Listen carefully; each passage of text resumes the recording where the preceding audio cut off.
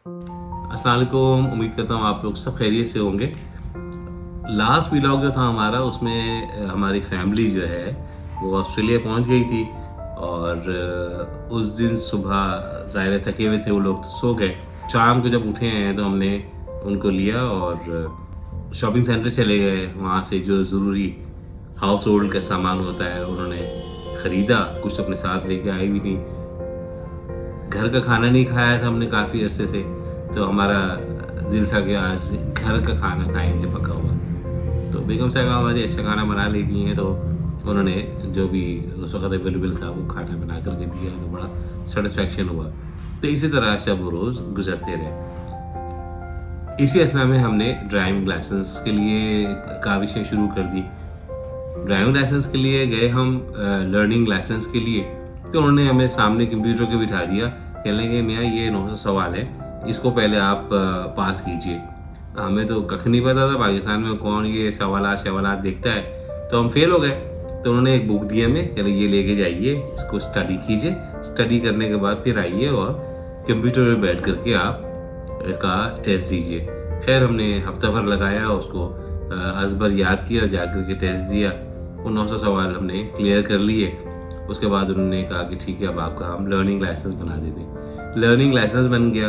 एक और हिमाकत कि लर्निंग लाइसेंस बनने के बाद हम तो तुरम खान थे, हमें तो गाड़ी चलाना आती है। 6-7 साल से हम गाड़ी कराची में चला रहे हैं, तो कोई इशू ही नहीं है, आराम से पास कर लेंगे हम। एक हफ्ते बाद वारिद हो गए RTO में। उन्होंने कहा भाई हमारा टेस्ट ले लें।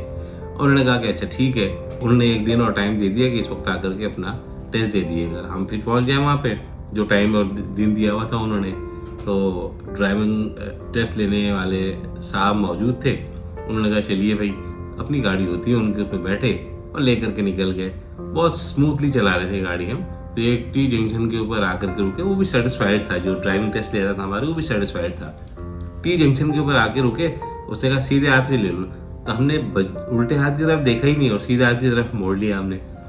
वो बड़ा सरप्राइज हुआ। उसने कहा तुमने तो इस तरफ देखा ही नहीं, गाड़ी इधर से आ रही थी, अगर वो ठोक देती तो हम दोनों तो गाड़ी का भी ख़राब होती और हम दोनों की भी इंजरी हो जाती।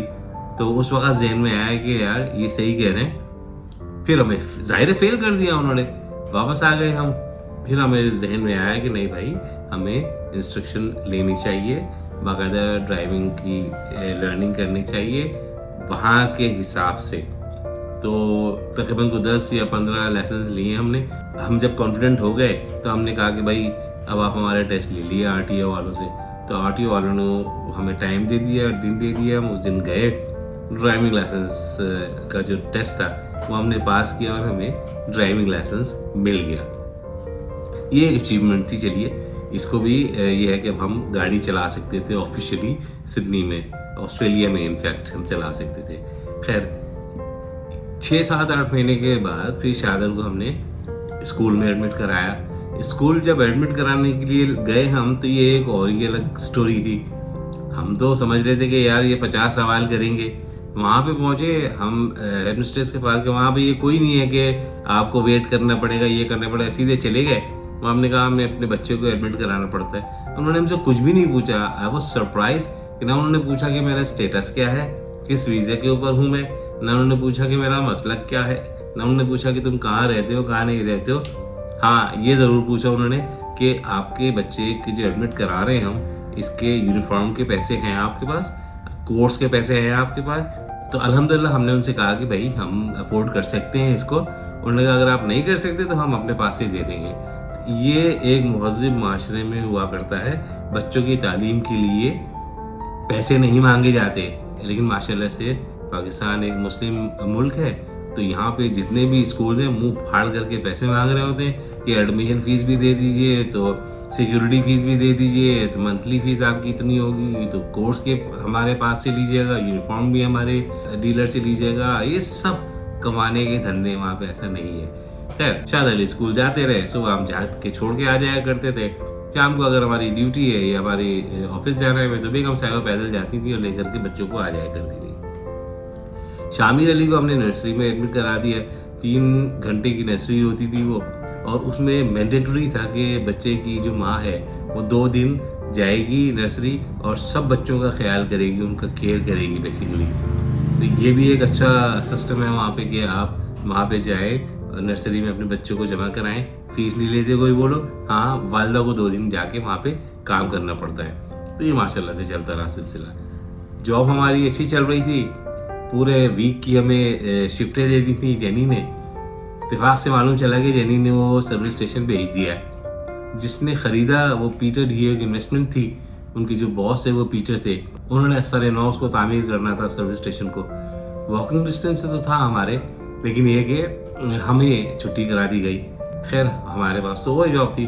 खैर हम उनके पीछे लगे रहे। रेमंड उनका सेकंड इन कमांड था, उससे हमारी थोड़ी अलग से अलग हो गई थी, तो हम उसको हर दूसरे तीसरे दिन फ़ोन कर देते कि रेमंड क्या हुआ, हो गया सिलसिला।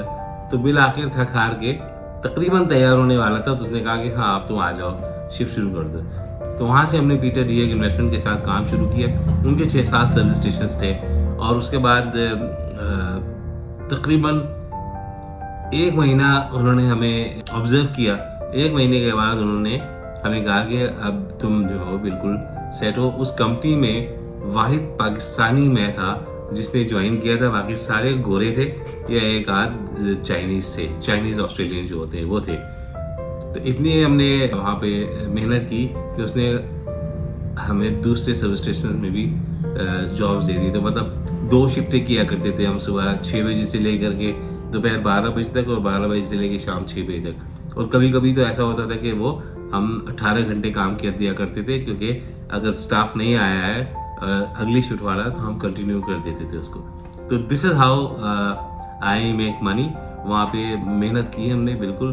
अच्छा, कॉलेज भी जाया करते थे। कॉलेज हम 3 दिन हुआ करता था, तो हम उसी तरह से मैनेज किया करते थे अपनी शिफ्ट्स को कि हम कॉलेज भी मिस ना करें और पैसे भी बनाते रहें। तो ये सारा सिलसिला हमारा माशाल्लाह से चलता रहा, और आखिर में जा कर के फिर ये इस तरह से दिन गुजरते गए हमारे जो फैमिली थी उनके वीज़ा ख़त्म होने वाले थे। हमने फिर उनको अपने ऊपर डिपेंडेंट के ऊपर अप्लाई किया। भाई इनके वीज़ा ख़त्म हो रहे हैं, मैं क्योंकि बोनाफाइड स्टूडेंट हूँ तो मेरे डिपेंडेंट ये लोग हैं, इनको भी वीज़ा दिया जाए। वो खैर 2-3 महीने केस चलता रहा। उसके बाद वहाँ से एक लेटर आ गया कि भाई आप जो है वो बोनाफाइड स्टूडेंट नहीं है, हमने सारा स्क्रूटनाइज किया है, आप जो है ये मुल्क छोड़ के चले जाएं 45 दिन के अंदर, आप और आपकी फैमिली को मेरे ब्रिजिंग वीज़ा मिल गया था, क्योंकि हम लोग इलीगल नहीं थे।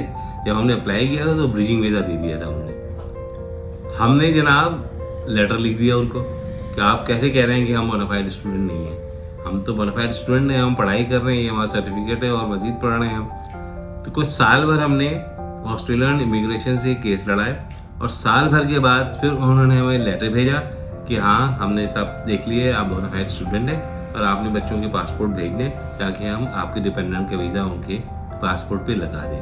तो ये ऐसा सिलसिला कि इसमें एक और सबक है कि कभी भी हिम्मत नहीं हारना चाहिए।